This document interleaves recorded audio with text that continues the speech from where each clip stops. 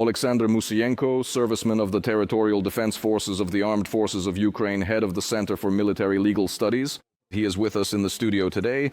Mr. Oleksandr, welcome. Thank you. And that says it all. So more than 300 Russians are currently in Pokrovsk. This was reported by the 7th Corps of the Air Assault Forces. According to the military, the occupiers have intensified their efforts to infiltrate the city, and their goal remains unchanged: to reach the northern outskirts of Pokrovsk and then attempt to encircle entire agglomerations. In turn, Ukrainian defenders continue to detect and destroy enemy groups in urban areas, even under conditions of low visibility. Friends, and we have a few more important points to add. In particular, President Volodymyr Zelensky literally held a meeting with Commander-in-Chief Oleksandr Syrsky this evening.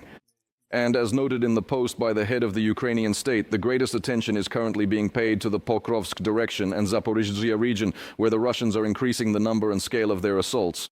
And another very important and interesting point, they discussed with the Commander-in-Chief the preparation of our deep strikes, specific directions and expected results. Ukrainian long-range sanctions must be in effect every day, and this is being achieved. We will talk about this as well. Mr. Oleksandr, for now I suggest we focus on what is happening on the line of contact. In particular, this video, which is still being discussed there. But the story already has a continuation. I mean, this particular kind of Russian advance taking place under the fog in the area of Pokrovsk really stands out. Under the fog, that's absolutely right. They are trying to take advantage of the weather conditions because, as you understand, there are technical difficulties for drone operations. Precisely at the moment when these weather conditions worsen. This applies to our drones as well as to the enemy's drones. In the same way, they also somewhat reduce their activity. Because right now, if we take Pokrovsk in that direction, it is characterized by the fact that enemy infantry groups are operating there, but also a significant number of drones are concentrated on our side, which are destroying the enemy as well as on the enemy's side. As for that column, I assume that many of them did not live to see the moment to re-watch this video, and the videos that come in by the evening already testify to this. And maybe there, in some historical newsreels. All of it looked, quite, well, let me put it this way, not to underestimate the enemy's capabilities, but it all looked rather, like in World War II, when the Nazis would come in on motorcycles and so on. Those were the kinds of impressions I got. That's why these infantry groups are being destroyed. Obviously, the enemy is using and employing various means, motorcycles among them. Unfortunately, in some cases, they do demonstrate their effectiveness in terms of mobility because they allow the enemy to carry out certain maneuvers. But these groups are detected and destroyed, because if everything were going as well as the enemy wants to present it, especially by showing certain videos and shaping narratives, then what Putin announced 2 weeks ago should have already been accomplished. Pokrovsk should already be encircled, and journalists should have come to film it. But somehow there are no representatives of Western media to be seen, nor is there any sign of Pokrovsk being encircled. And what does that mean? Broadly speaking, it's important to explain here what actually started at the end of October, when the enemy concentrated its forces and advanced, began entering Pokrovsk in groups more actively, attacking Mirnohrad, trying to cut off the flanks and disrupt logistics. We managed to withstand the first round of this battle. Yes, with certain losses, given that the enemy entered and is now directly present there, in Pokrovsk trying to take action. But we managed to repel this first wave. However, it's clear that the enemy is not giving up on its intentions. They will continue to carry out offensive actions. While this first wave and the enemy onslaught were underway, Ukraine's defense forces managed to deploy reinforcements, essentially to be able to operate, including under the difficult conditions in Pokrovsk. There, Special Operations Forces and special units of the main intelligence directorate are operating, as well as assault regiments of the Armed Forces of Ukraine and the brigades of the armed forces that are stationed in this direction, among others. In addition, certain rotation measures were successfully carried out. This is also very important, and logistics have been restored with certain specifics and nuances, but it is happening. None of what the enemy claimed has actually happened. However, the situation is further complicated by the following. It is clear that now the enemy will essentially launch another wave towards Mirnohrad and Pokrovsk. There is an understanding of this, and our units are countering as best they can. In addition, the Russian forces have basically decided, somewhat predictably, according to their old approach, their doctrine and tactics are not that complicated. Wherever they had success, that's where they try to build on it. And in fact, what they are doing in the Pokrovsk direction is a consequence of their actions earlier in Avdiivka. And so, as they thought back then, we broke through, and in about a year and a half, they advanced up to 40 kilometers.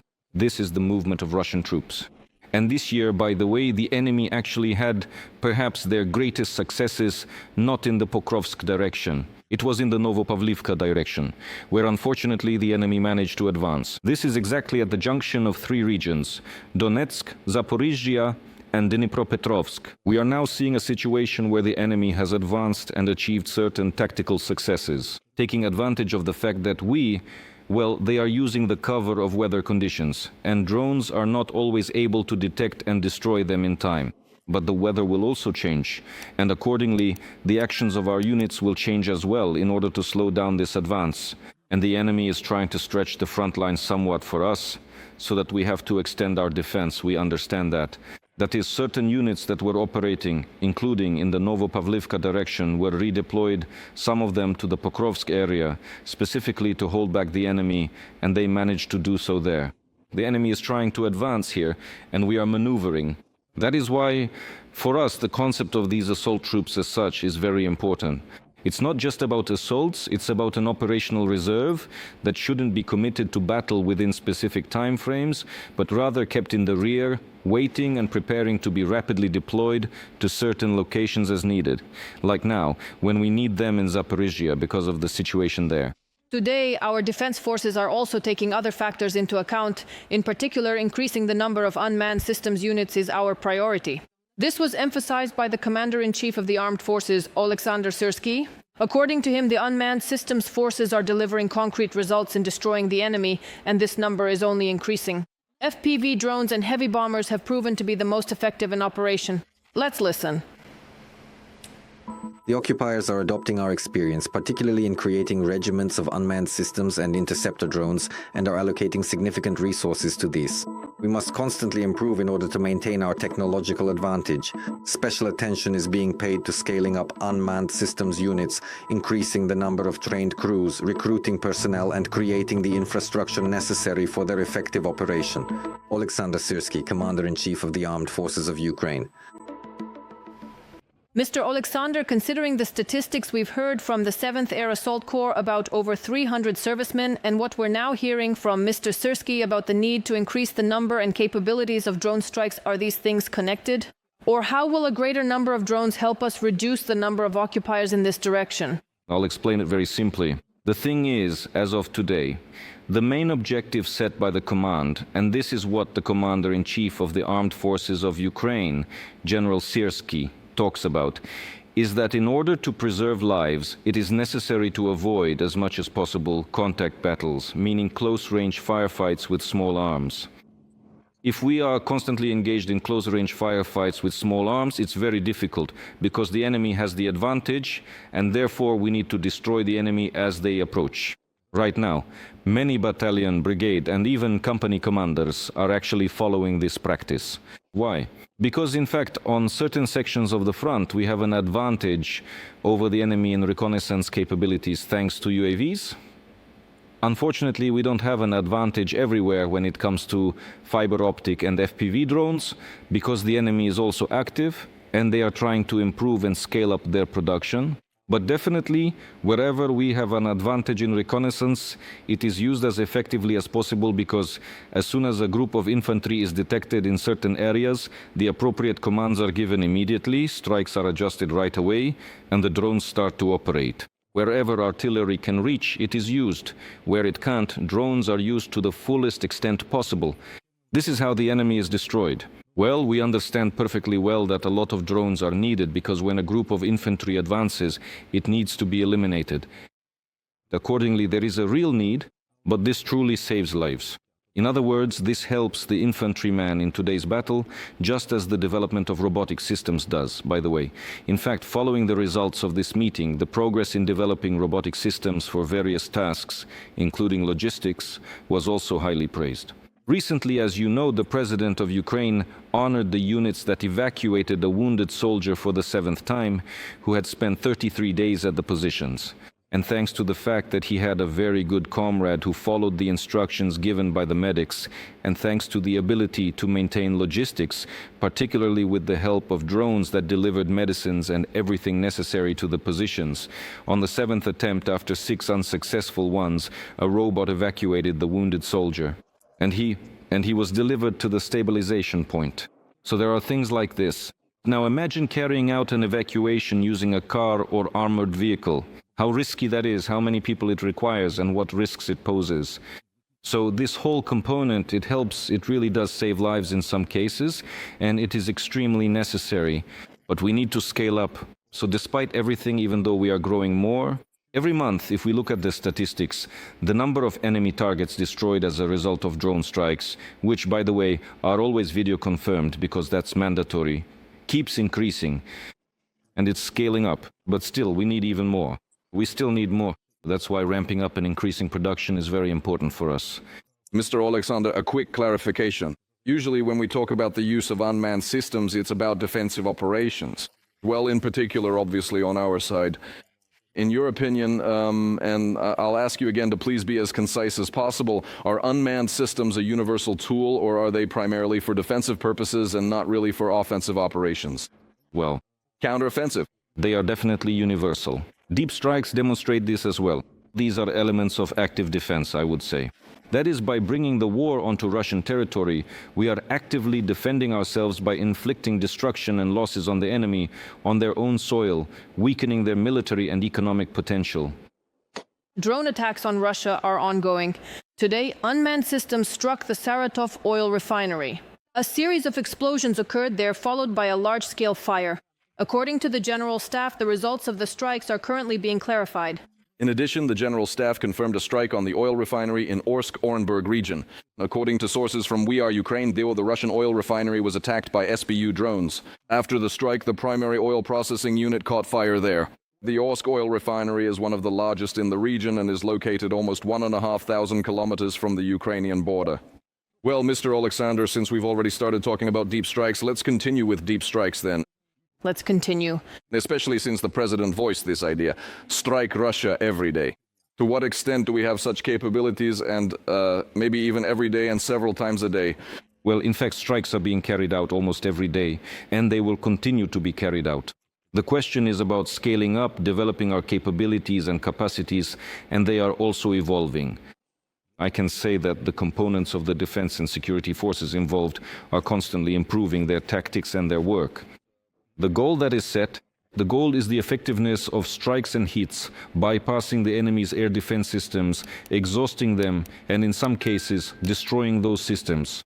I can say that, for example, the serious work being done by the drone forces and their constant improvement are facts and have produced very powerful results.